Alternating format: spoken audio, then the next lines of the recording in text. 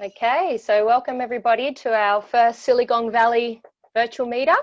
I'm Marilyn, and I've got three of my friends joining us today who are also remote work experts. So I'll be moderating the discussion, but they'll be giving you the insights. So just as a recap, the reason why we're doing this virtual meetup is because a lot of us have found ourselves at home working remotely. And for many of us, it's the first time.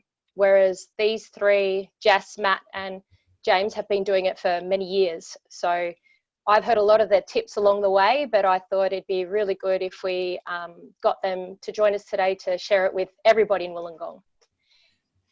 So first of all, we're going to have Jess sharing with us his lightning talk. His is about soft skills in a hard world, staying home and staying sane. But before we actually start, just a quick housekeeping point. You'll have a Q&A section somewhere on your Zoom application because we will have a Q&A session at the end where you'll be able to ask Matt, Jess, and James some questions. So don't put it in the chat section, throw it into the Q&A section so we can keep track of it. Okay, and before Jess actually starts his part, he's also going to explain what Siligong Valley is because we saw a lot of new people in this registration. So we want to give you a bit of an overview of what we do. All right, Jess, over to you. Cool, thanks, Marilyn. Yeah, looking at the attendee list in the Zoom meeting, I think we're really sort of preaching to the converted. There's a lot of familiar names, which is good to see. But yeah, the real quick pitch, Siligong Valley, it's like-minded community, grassroots community in Wollongong, and basically our focus is on developing the region, you know, bringing people together across different topics, different interest groups, but really focused on keeping jobs in Wollongong and just building a better community for all of us. Yeah, we've got a really funky website, Siligong Valley, and a lot of the stuff goes through Meetup, which I think you all will have seen through this, and really encourage people to join the Slack group as well. Yeah. Awesome. That's Thanks the for quick that, intro. That's a good intro. So we'll head straight into your lightning talk if you like, Jess. So soft skills in a hard word, staying home and staying sane. So just as Jess actually works for Apptio. It's an American company, isn't it? Yeah. So I'll do a real quick intro on myself as well. So I'm an infrastructure engineer, so a back-end engineer working for an American company, and I've been doing this for about 4 years. So working remotely for Apptio. Previous roles, I've worked remotely for an Australian company as well, and then did some remote travel work. So I've been on and off doing this probably for about 8 years now. So the whole COVID-19 self-isolation thing isn't really a big change for me much, except for my gym is closed, which is probably a good thing. But yeah, this was a good opportunity to share some tips that we did internally at Apptio as well. So maybe if Matt will go to my first slide, and everyone prepare yourselves for really high quality. Oh, the emojis have all moved around, which makes it even better. So yeah, we did an internal Apptio session, and all the things that we shared with the internal Apptio staff, it was nothing really mind-blowing.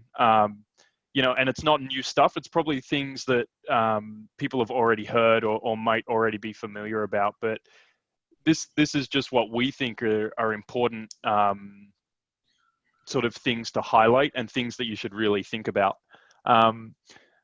So the real quick caveat to this is, like, if we'd had this talk maybe 6 months ago before COVID-19 kicked off, the advice would be quite different to what it is today. So usual work from home or remote life involves a lot of getting out and socializing with people. So, you know, I know many of you through the meetup space and sort of being engaged in the community.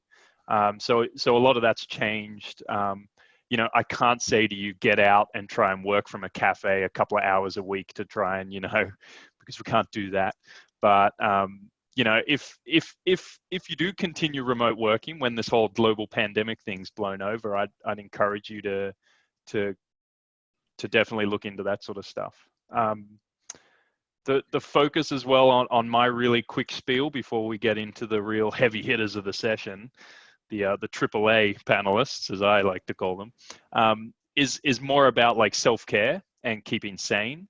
So a lot of my messages really aren't driven for, like, you know, business and productivity. They're more about looking after yourself, because I think that's really important. You know, this is change for a lot of people, and it's important to make sure that you look after yourself as well. So we'll go through my really cool emoji list. So yeah, the first one, the airplane seat. It's really important to have a comfortable workplace. I think when this really started, we had a lot of people that just transitioned straight home and just sort of put their laptops on like the kitchen bench and sat at a bench stool or something like that.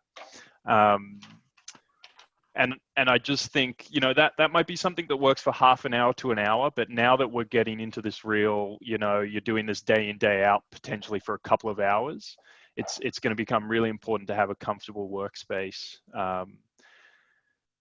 And then this also sort of leads into the concept of having the delineation in your home. So you want to have an area where you can that can be where you work, but when you step away from there, you have that breakaway and you can be in your home life. So that's quite important as well for sanity. The little sleepy face was sort of a nod towards taking breaks. So a trap that I've seen some people falling into is this premise that they have to be constantly online to prove that even though they're working remote, that they're contributing, which I think is a bit of a fallacy. You can sort of, it's really important to take breaks, and you don't have to tie yourself to your desk for 7.5 hours. You can, you know, it's important that you step away. You know, you think if you're in an office environment, you'd have that opportunity to go out and talk to other people around the office. Try and simulate that at your home, whether it's go out to the backyard, go out to the balcony, make yourself a coffee, you know, watch the news for a little. That's important for that mental health as well. The clock. So working hours. This really comes down to a individual basis, but I think it's important to try and negotiate with your employees what your working hours are going to look like. And it's important as well to consider that we're in special circumstances where, you know, your significant other could be working from home. You could have children home from school. So there probably needs to be some flexibility. And I think most workplaces will probably understand that. And this is a good opportunity to try and negotiate. You know, maybe you work 3 hours in the morning, have a really big break, and then you work 3 hours in the evening, you know, something like that. And then also, I think equally as important is having a stopping point. So don't just keep working because you can. You really need to take some me time and you know, separate yourself out. I'm going to skip the little halo face and come back to that one. We'll go to the chat bubble. The chat bubble is just about engaging with people. I think a lot of people might be at risk of self-isolating a little bit too far. And just because we're physically socially distancing doesn't mean that we should mentally socially isolate ourselves as well. So most people are probably aware I engage quite heavily with the Siligong Slack. For me, that's a part of being connected to other people. And I'd encourage, you know, everyone to get involved. And it doesn't need to be the Siligong Valley Slack. It can be workplace. If there's work colleagues that you usually would talk to in the office, why not spin up a Zoom, a WebEx, a Hangout, whatever, and just have a coffee. Don't even have to talk about work. Just have that human interaction and engagement. And the tap is just drink lots of water or beverage of your choice. I think on the news this morning they were talking about that our alcohol consumption is skyrocketing, but I do not endorse or confirm drinking heavily during remote working. And then just really quick, the angel face for me is a really important one of like, just have empathy for your coworkers and for people around you. So as a remote worker, this was already a portion of my life because, you know, I need to consider time zones, when to schedule a meeting, whether people want to have a video call or just an audio call, that sort of thing. But I think even now is more important because you don't know what the personal situation for that person working at home might be. They might not be available at the same times as you because the kids are at home and stuff like that. So I think it's just, you know, have empathy and respect your colleagues and coworkers. So those are sort of my real soft skills. I don't want to go on too long, so we'll go to this next one. Thanks, Matt. I threw this one in just to wrap up to talk about. We have some people at Apptio that are really struggling with structuring their day now that they're at home.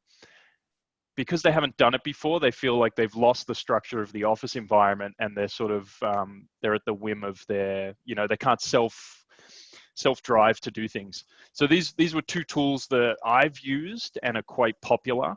Todoist is one that I used heavily. It's just a task list, really nice task list with a Chrome extension, so you can do everything in there. So, you know, if you need something to help you sort of track where you're at, what you're doing, and what you need to complete, that might be worth looking at. And then Habitica, I haven't used, but a lot of the tech community loves it because it gamifies your task list. Basically, you earn experience points for completing things, you level up, you can unlock, you know, it's that real sort of gamification of life. So that might be something a lot of people look into if you want to build some structure. That's what the receipt emoji was for, because I couldn't find an emoji on Emojipedia for to-do lists. And then the last thing I'll probably leave you with is the audio and video. Audio is 100% a must. So especially now we're all remote. You just think how many times you've joined a conference call or something like that and you can't hear someone.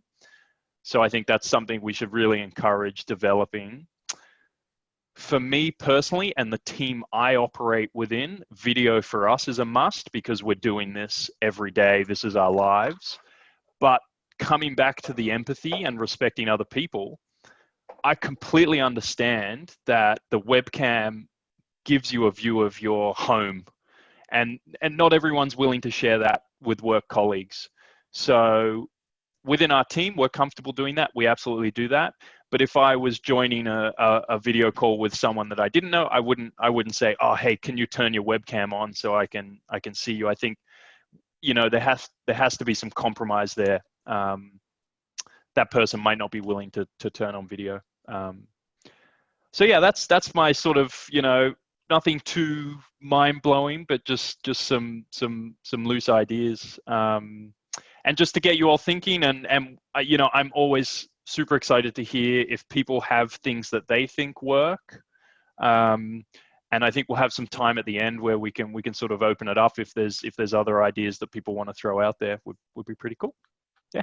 Awesome. Thank you. Thank you, Jess. Thanks, Marilyn. Actually, a good point. There's a reason why I have this very vague background here. I'm in an undisclosed location. So yeah, very good points about not pressuring people to put on their webcam because you just never know what's going on. I can see there's already a few Q&As coming through, so we'll leave them at the very end. But please, everybody, keep throwing your questions. There's a few that came before the webinar, which I'll be sharing as well. But now we'll move on to James. So James, I'll probably get you to introduce yourself. And James's talk is Riding the Productivity Curve, how to survive the first few weeks of going remote. So that's our situation. Over to you, James. Yeah, thank you. So look, from a remote working, distributed working, I started working from home down here in Wollongong back in 2003. I had 2 phone lines. I had, for those of you who are on the other side of 40, you might remember Lotus Notes. We had chat though. So basically I had telephone, I had chat, I had groupware. So yeah, I've been doing this on and off. And because I'm a consultant, really that itinerant lifestyle is kind of part and parcel with consulting. So that's very much my background. What I'm going to do though is actually take some of Jess's ideas and kind of firm those up with my consultant hat on, and actually give you that broader context to say that what Jess is describing, and I think really what I want to use today to talk about is the fact that whatever you're feeling, guess what? Everyone is probably feeling the same thing if you're not used to working either fully remote or you've never worked remotely before. It's actually, there's a lot of common ground globally with how people are actually feeling about this. Actually, I was on a call with some people in Singapore and Malaysia. They're all describing very similar issues as well, just the other day. So that first slide up is actually a news article about Japan. And the reason I want to use that is to say, look, so the first few weeks of working remotely for the first time, guess what? Your productivity is going to take a hit.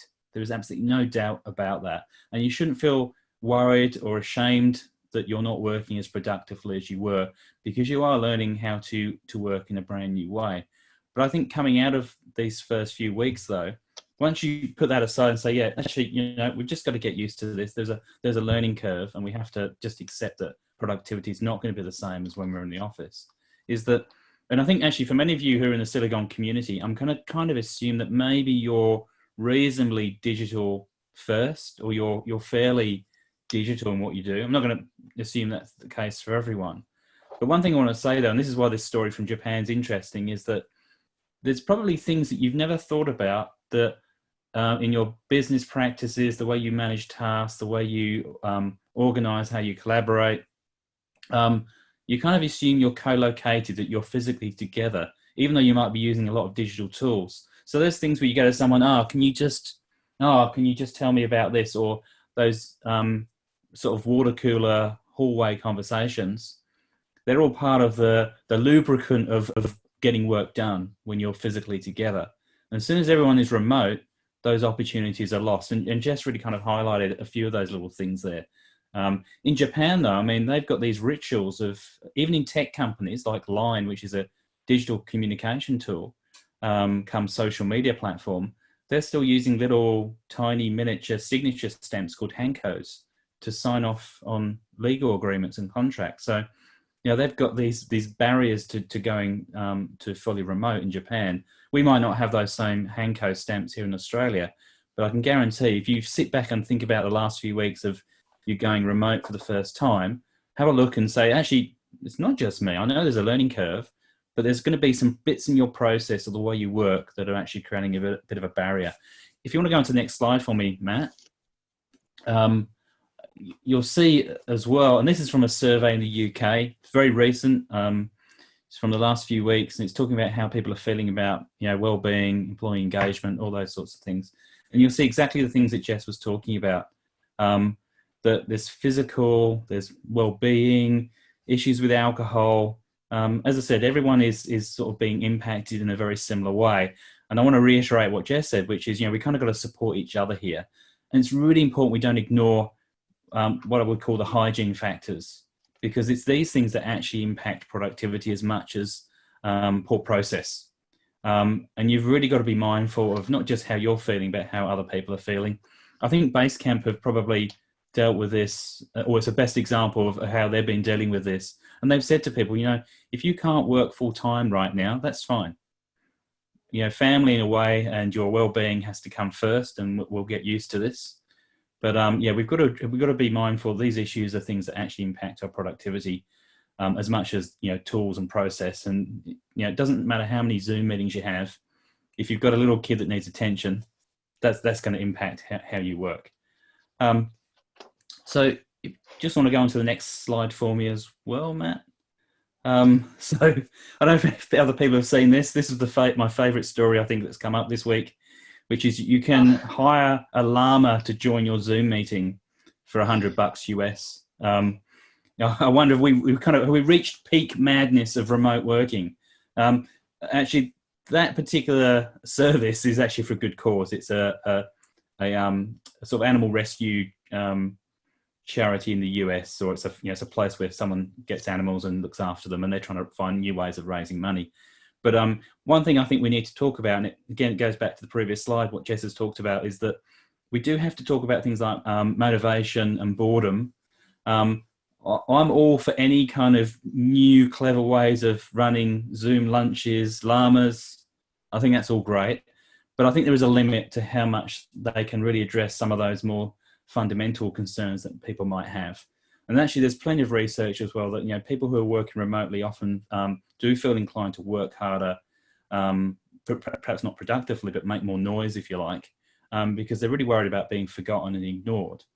And I think for employees, actually, for us, if you as a remote worker, if you're not a manager of people or leading a team, you've got to have some self-awareness about why maybe you're feeling a bit bored or not motivated, and maybe ask for help.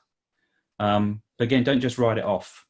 We're in sort of this new current normal is having an impact on us.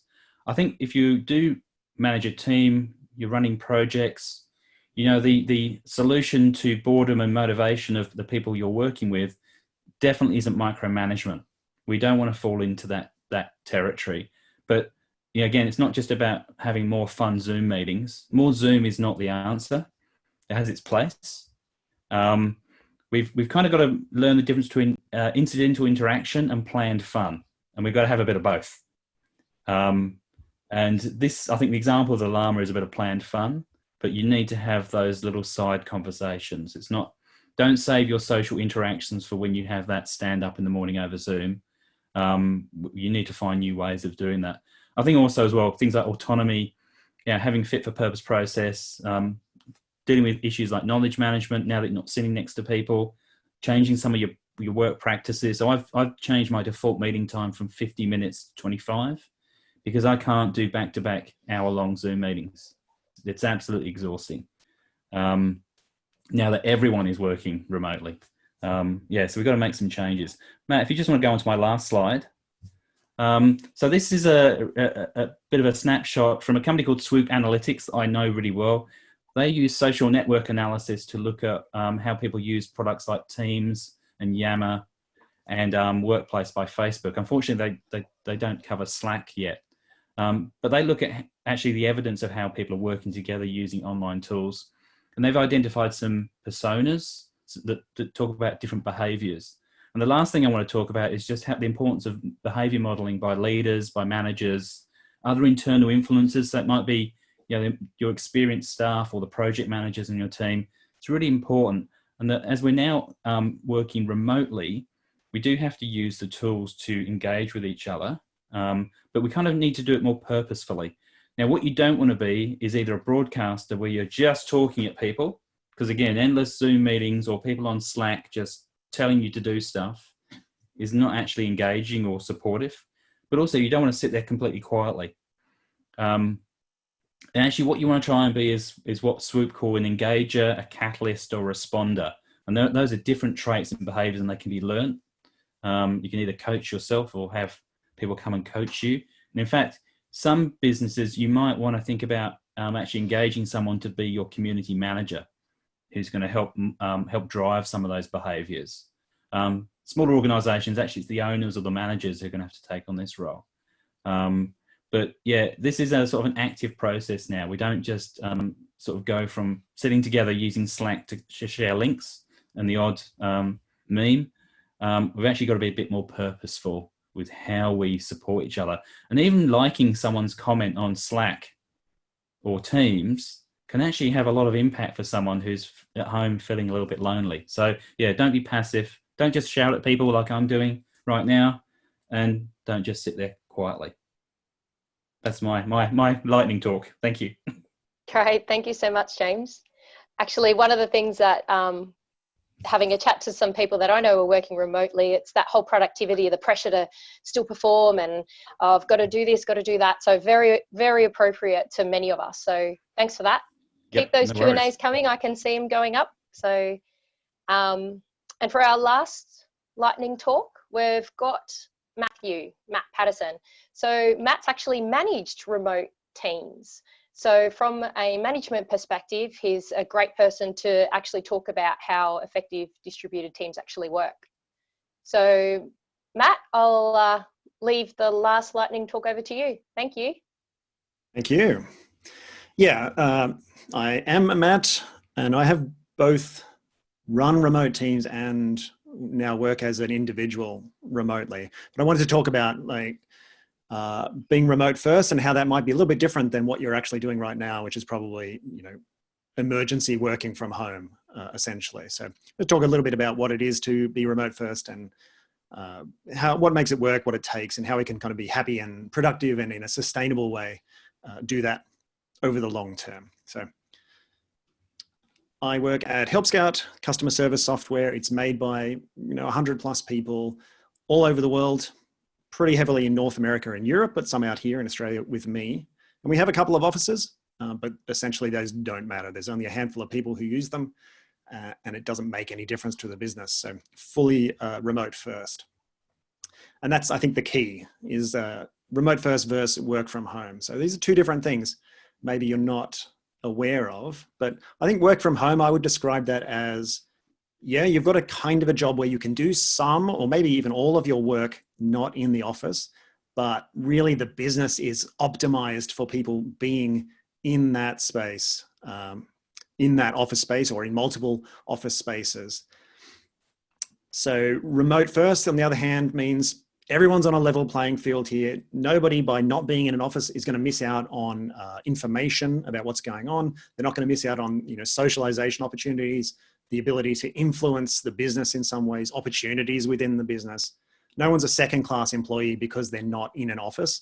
Whereas I think in a lot of work from home situations, if you're not in the office, you can sort of work, but you're not really at the same level as everybody else in terms of progressing within that organization. So I would say on average as an employee, it's nicer to work remotely for a remote first company than it is work from home for a company which is really office centered.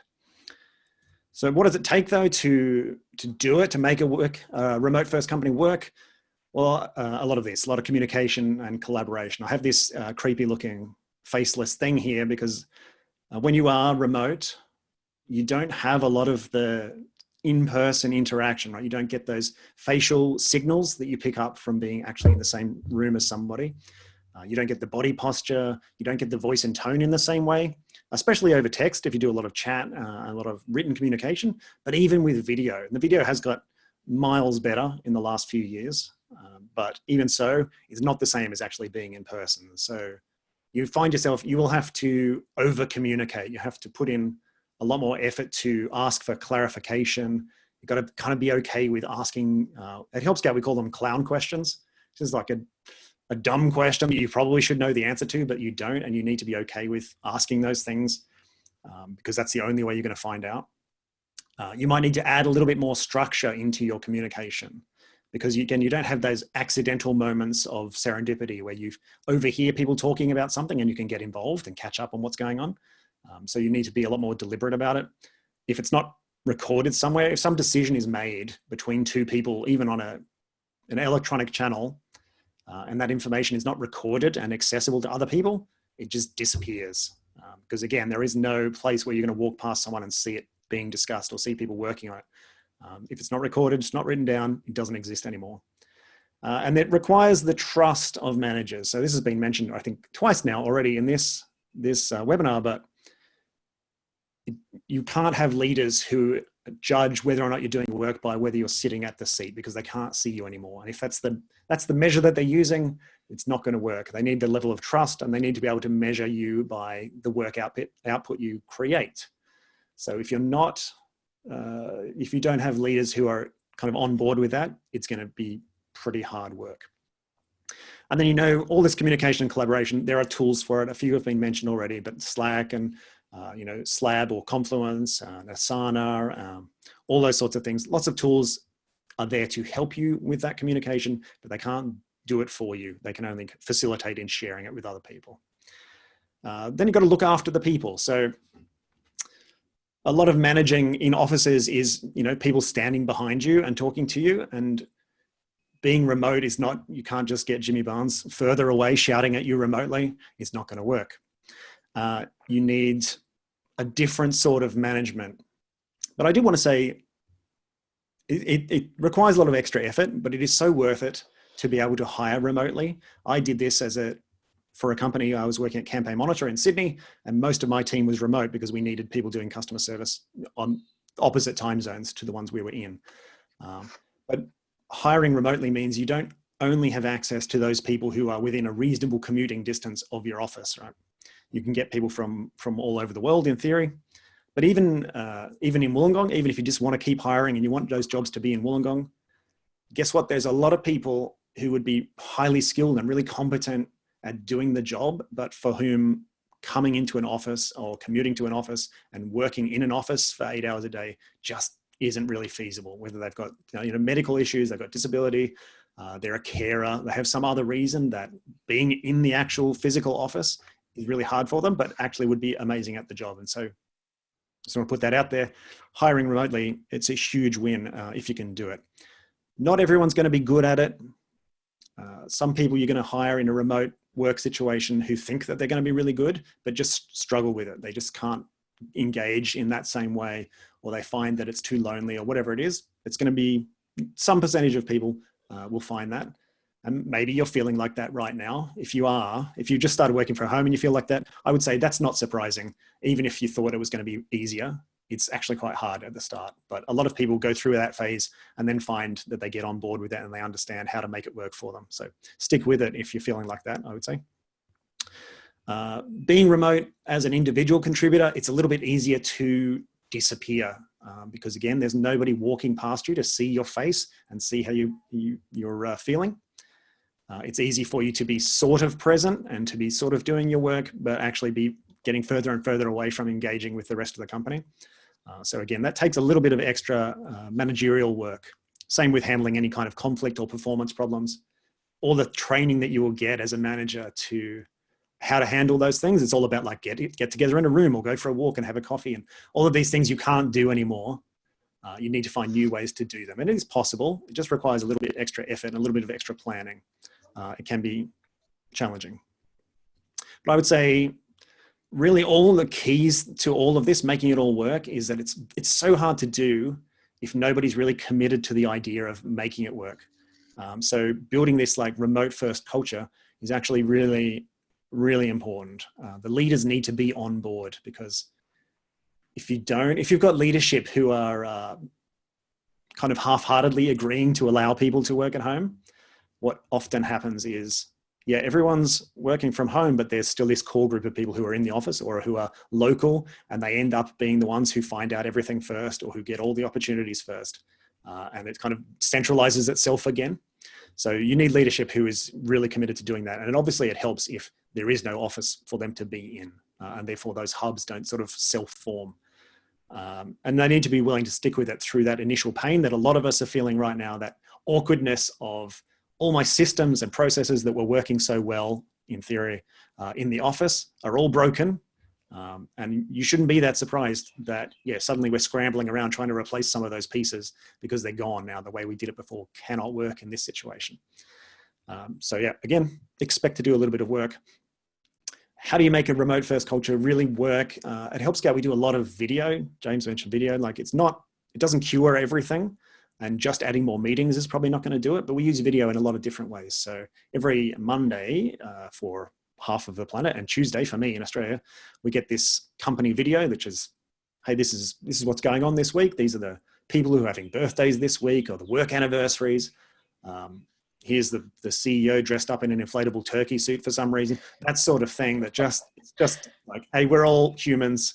We're all working together. We should know a little bit about each other. We get people to record their, where they live or the area that they're in. If they want to share that, they can record that and share that with everyone else. So we get to see, people in Prague, what are they up to and what's their daily life like and how does it compare to mine? One thing I really love, and it's really simple, but if we have a team meeting or a whole company meeting and it happens at 3 a.m. Sydney time, I know that when I get up and start work at ridiculously early, at 5 or 6 in the morning, that meeting has been recorded. And that video is accessible to me immediately. The slides are there. I don't have to go and hunt down, say like, did someone record the meeting? I want to know what happened, whether it was relevant to me. It's always done. It's always accessible because they know half the company can't see it, right, until they get on later that day. It's a tiny thing that makes such a big difference. Every job needs to work remotely. If you're remote first, you have to have a way to hire people remotely and judge whether or not they're going to be good at their job remotely. You need to be able to onboard people when there's no office to bring them into. So all of your onboarding processes need to work remotely. The job itself needs to work remotely. So it sounds like a lot of work. It is a lot of work, but I would tell you it is just hugely beneficial to work. Having worked in a place where I was in the office and my team were remote, I know how much they struggled with that and the disconnect between us and how much work we had to do to make it work. Remote first is actually a lot easier once you get it working. And then of course, there are times when you just want to get together. So in the pre-pandemic world, at Help Scout, we used to get twice a year, get together, all of us somewhere in the world and hang out for a week and get to know each other, have some drinks, do some work together, do a bit of brainstorming, all of that stuff. It just builds the relationship that you can then take. And when you're remote, you have a stronger connection. You understand each other's communication styles a little bit better. There's a bazillion more articles and tips linked here. If you want to go to that URL, there's tons more useful stuff there. But what I would say now is, however you're feeling right now, what you're doing right now, unless you are in a remote first company, you're not getting the best of remote work at the moment. You're getting the emergency backup option. So it's really hard to be in that kind of half and half state. And for some of us, that's probably going to last a while yet because the company maybe wants to go back to, everybody in one room when they can. So it's really hard to be half invested in being remote, but when you go all the way into it, it's just a massive benefit to the individual person and to their family often. Certainly for my family, it's been huge, and also to the company. So I would say totally worth it if you can get on board with it. That's it. Awesome. Thank you, Matt, and thank you, Jess and James. So I've got a few questions here. I'll direct it to someone, but I think all of you can speak on answer these questions because I think you've all got feedback. So one of the questions is very applicable. So some businesses are losing jobs, but others still need to hire. They're growing. If you've never actually employed people, gone through the interview process, how do you do it all of a sudden remote? What tips do you have, I guess, Matt and James, from a managerial perspective, and Jess as someone who's attended interviews remotely, what tips can you give our community? Yeah, Matt. Matt, you start. Hiring remotely. It is tricky. We have a kind of a phased approach at Help Scout, and I did something similar in my last job when I was doing more hiring. But we know that certain elements are required, like to work remotely effectively. You need to be a good communicator. People need to be able to write clearly. They need to be able to read someone else's writing and understand clearly. So we're trying to stack those things really early in the process. So part of the application will test a little bit of that. It will ask them a kind of broad question, and we'll see, like, are they going to come back with a clarifying question to understand what we're getting at? Are they going to try and just wing it? Are they going to ignore it? So we try and weed out a lot of people who are like maybe not at this stage in their career really well suited to it. We also tend to hire more people who are experienced at the actual job because trying to train someone to do the work at the same time as you're also trying to train them to work remotely can be quite tough. Great, awesome. Any other comments? Look, I think for me, the differences between hiring remotely and non-remotely in a way is some of it is around sort of skills and experience. I mean, if someone has already worked in that way, it's obviously going to be a lot easier for you. But in terms of process, I don't think there's a lot different in terms of what a really good onboarding and hiring process looks like these days, which is you're sort of starting that engagement with people. The thing I do, and I actually I engage a lot of contractors and people I collaborate with for my own business. And certainly I'd say to people that firstly, you as the person looking to be hired is definitely, make sure your online presence is up to date, because I certainly want to sort of see who you are, and also who you're connected with. But I think the main thing for me when I'm engaging with people, and again, this is pre-COVID-19, because I've always been open to collaborating with people around the world, is that rather than sort of aiming for this sort of one interview where you sit down, you've got a video conference and you're going to talk to them for an hour and make that decision, I try and break it down a little bit. I prefer to have almost a series of short interviews with people, not go too deep, but just get a sense of someone and their skills and background versus what I've read about them, and then move on to that kind of more in-depth conversation. Because I think a lot of things when we go remote is trying to just recreate that face-to-face experience. And it's a hassle to get someone to your office and have 3 candidates lined up and you want to get through them and all that sort of thing. So that would be my sort of advice, is look at best practice methods for onboarding people anyway. So you start that engagement early and just approach that face-to-face engagement a little bit differently. Take it at a different pace rather than trying to line up as I said, hour-long interviews over a few days. Just sort of take it a bit more slowly. That would be my tip. Great points. Thanks for that. How about you, Jess? Any comments from an interviewee perspective? I just add one thing. So from my level, I participate in the technical interviews with Apptio, and my big thing is just obviously body language can be a lot harder to read. So I start all my interviews with trying to set the expectations and try and reduce any of the tension. And I sort of run it more like a conversation, and I want people to understand that there's no right and wrong answer. It's more about exploring how you think about a topic and what processes you go through. Pre-COVID-19, what a nice thing to say.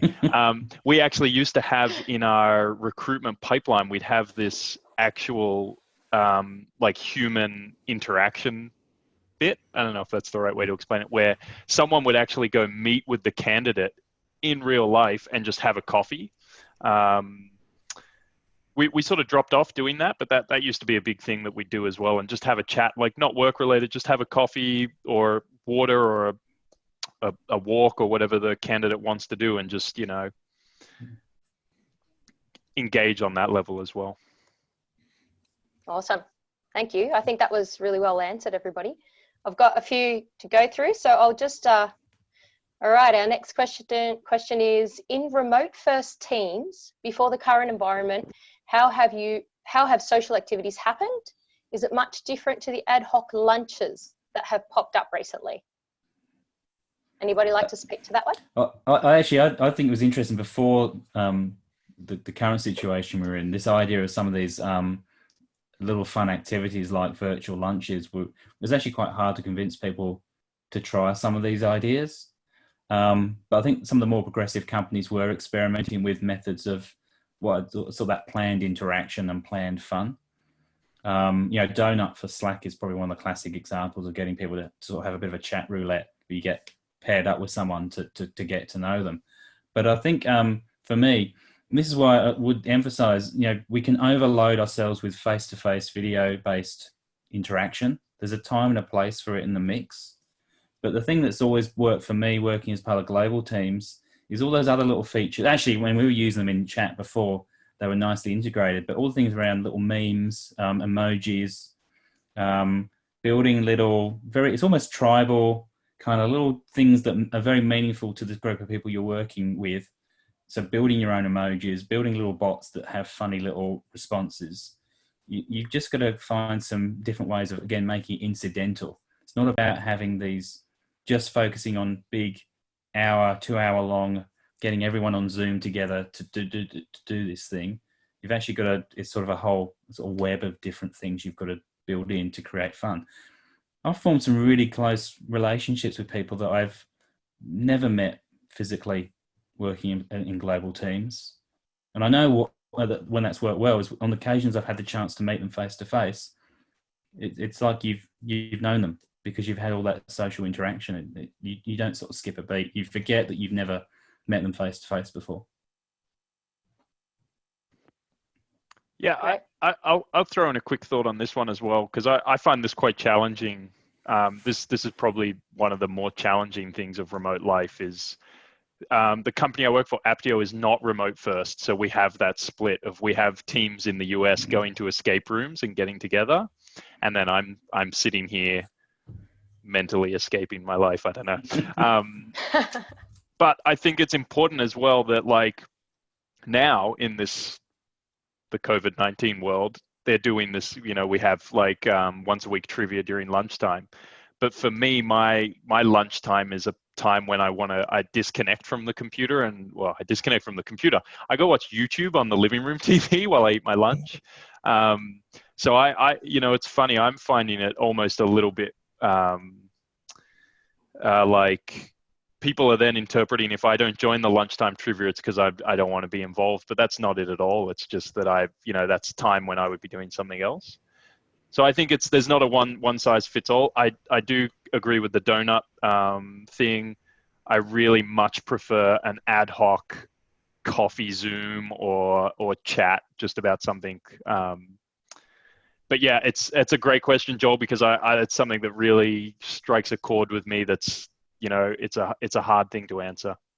Watch this space, though. I think we'll find that as this thing continues, the virtual escape rooms, there's already a few online puzzles like that, but they're very much geared up as a one-player experience. I guarantee there's someone out there that's building a virtual escape room experience that'll be coming to a Slack or a Zoom channel near you very soon. Yeah, absolutely. I know we'll move on to the next question, I'm sure. But yeah, we've got one here. Sorry, go on. I was going to say, just really quickly, it doesn't have to be a big deal. Like in our Help Scout Slack, we have a bunch of channels. Like there's Pet Scouts for people who want to share pictures of their pets, and there's Cub Scouts for people talking about their kids. And there's one we call Office, which is just we all pretend that we're actually in an office and make dumb jokes about office stuff. Like just the little bits of things, and you can do it. It takes 2 minutes out of your day to just jump in there and see what's going on, and stick an emoji on some people's pictures of their cute dogs. That's just little ways to connect. Yeah. Oh, awesome. I've got another one here from Nicholas. He asks, while working this way, so during COVID-19, are there opportunities to work on certain things that might be continued indefinitely, I guess, possibly from a policy perspective? And he's also given some examples. So working arrangements, attracting remote customers, or do we expect to go back to normal? It's kind of interlinked with another question too. So, yeah. I think what's not going to happen is that we're all going to be 100% remote or distributed. There's all sorts of factors and forces at play, let alone the fact there's a whole bunch of people with really big buildings in Sydney, for example, that really want to fill them with people. I think what's interesting, though, is we've probably reached a tipping point where I think where you have enough people who are working away from the office, even some of the time, that we've flipped from it really being remote work and you being the exception, is that we're all distributed. And so that, I think, is then to Nick's answer is to say, or to the question is, yeah, it will. We've kind of got to flip into it. We are kind of distributed by default. We might not be fully remote like Help Scout, but it does change things. And I think it should open the door for some of these opportunities to continue. One thing I've been saying to people elsewhere is, this is why it's so important that we get some of this stuff working really well, because there'll be people that are having a bad experience that you need to support. And obviously managers and bosses or board members who really perhaps haven't experienced this in the same way, or maybe they've been the ones who've actually sat in the office and sent everyone else home, that need to be convinced that this is actually a way of working. But yeah, I think the outcome will be distributed by default, but we might not all be working from home. Great. Any other comments? Sorry, Matt, I'll be real quick. I would just say that I know a lot of companies before haven't had the trust or the faith in going distributed, and now is actually probably a really good time to prove that your role can be done and in that manner, and it doesn't have to be 5 days remote, like it doesn't need to be full time, but I think absolutely this is the time to try and establish that you can do your role in a more flexible way, 3 days from home, whatever suits. And it maybe ties into a lot of those companies that are now going towards the 4-day week. You know, if you can show that you're actually more productive working from home in a distraction-free environment, or getting a better quality of life, and so you're contributing more, this is the time to do it. Mm. Actually, sorry, just before Matt maybe jumps in, I think that's one point to consider is a lot of people would work from home because it gave them some focus time. And then people say, oh, that's great, but we're all working from home and I can't focus. It's because we kind of flip the dynamic. But yeah, so I think that's kind of an interesting sort of tricky point we find ourselves in, is some of the past benefits aren't now obvious because we're all doing it. Sorry, Matt. I think you've all covered it. Although I would say, yeah, you're also probably working at home like me, where also the rest of your family is at home all the time. And it's just not the same way that it would usually be. So it's not 100% an accurate experiment in that way. Mm. Great. Well, I'm conscious of time. And we do have a very interesting question from Todd. He says he's just started a new company. What would you recommend for someone who's just started a new company and we're in this current situation, so everybody's remote? I think Todd is saying he's just started at a company. He has too, yeah. Yeah, good point. So, yes. Congratulations, Todd. Yeah. Done, Todd. Yeah. Well, you sell your company for $1 billion. But yeah, I think you're saying, like, if you've just started and you're remote, yeah, what do you do differently?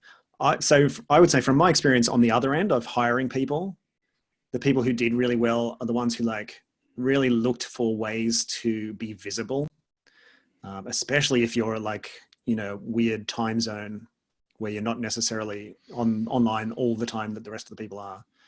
It's just really important to put the extra effort into, like, how can I make sure that people know that I'm here and I'm part of the company and I'm interested in things and I want to be involved. And it can be really simple, like you're in Slack and adding that emoji reaction to, like, I have read this thing and I'm reacting to it, or I'm contributing to the thread, or I'm liking things in the intranet so that people see my name pop up. All of that stuff is actually super helpful to a manager to see, oh yeah, like he gets it, he gets what's going on. He wants to be involved, and I should think of him next time when I have a question about this thing. I'll make sure to involve him. Too easy to disappear if you don't put the extra effort in. Mm. I would also seek out the people that are exhibiting the behaviours you want to exhibit. Obviously, if you're new to a company, who are you? You might feel a bit nervous about trying to rock the boat, but try and find the people that are working the way you think you should be working. I think Matt said, I'm doing a Brady Bunch here where on my screen I'm pointing at him. He could be that way or somewhere. I think the other thing as well is, if you can, from the very beginning, try and work in a really open, collaborative, transparent manner, because that's a really, the wiki method of working, whether or not using wikis, but that kind of open, let people see your drafts. If you can do that, really set, because no one else knows how you've worked in the past. You can maybe start from scratch, but try and work in a really open, collaborative manner from the get-go, and see if you can influence everyone else to adopt perhaps what you're doing if they're not. Right. Sorry, Jess, really quick last, because just flowing off from JD there, I think we have started this thing when people join, they actually blog sort of, as they're going along, just internally on Confluence. Mm-hmm. That's something worth doing, because I think, like, it ties into what Matt said. It surfaces your name and exposes, and then also lets people see what you're learning, and they can guide you if they see something appropriate. Yeah. Google working out loud. That's a good sort of way of working. There's a whole book and school of people collaborating around that idea, if you look it up. Awesome. And this might just be our last question from Rebecca. Do you have any tips for security considerations in using Slack and other apps for general chat for organizations who aren't familiar with working remote? This is a very timely question. Any comments? If it's free, you are the product. The data that you put in is the product. Like, that's a big thing. I'm lucky because we're quite a sizable company now. We have an infosec team that we flow things through, like tools. but that also has a con. If we want to onboard like just a little Slack app or something, it has to go through our InfoSec team for review. So we get blocked on a lot of things. Yeah, I mean, Zoom, obviously, we're all probably hyper aware of what's going on there. I don't know. Matt probably has a better answer. No, I would say if you're a big enough company, you should have a security person to do exactly that, because you don't know the dumb mistakes that you're probably making. But something that's been super helpful as a remote first company is that, you know, on our intranet, when you get onboarded, there is just a big long page that says like, this is how you set things up to be as secure as you can. And it goes through all the different, you know, if you've got a Mac, these are the settings you need to change in your system to make it more secure. If you're traveling, this is what you need to do. Make sure you've installed these particular things, and this is where we keep our secure stuff. So just some advice, like someone in the company probably knows how to do it. And if they can put that in a way that is findable by everyone and that everyone can kind of throw through the same process, you at least know where the company is. I'll just throw in maybe trying to avoid using email as much as possible, because if you're worried about information leaking, the attack vector of a lot of viruses and scams and phishing is via email. Try and use the file sharing and other collaboration tools you've been provided. And yeah, to what Jess and Matt say, if you see a better tool, see if you can push it through your IT or security team. Most progressive companies now are taking more of a portfolio approach, where they'll support a core set of tools, but they'll let you use some other tools, but maybe unsupported. And they should have some very clear guidelines of what's banned completely, what they don't want you using. Right, awesome. And Jess just shared a comment from Darren too. He made some good points, especially for managers to consider. But we've reached our hour long, and Jess will be sharing this. Jess will be sharing this on YouTube once we've created a Siligong YouTube channel for everybody who hasn't been able to listen to it. So we'll share that within the Siligong Slack. There is a remote channel on Siligong Slack. And which used to also be much quieter before this whole thing kicked off. The numbers have gone through the roof. Yeah. But also for any of the Siligong community out there, this is our inaugural post-COVID, current COVID-19 meetup, but we're encouraging everybody to keep their meetups going just via webinars. So reach out, become a host, or share a topic, and the Siligong community is obviously more than happy to join. We had something like 58 register to this one. So thank you very much to James, Jess, and Matt for your preparation. Thanks to you, Marilyn, as well for setting this up and pushing us to do it. Yeah, I think it's been really good. Yeah. Thanks everybody. So we'll cut it here, and we look forward to some more webinars in the future as we live through this COVID-19 together as a community. Thanks everybody. Thanks everyone. Bye. Bye.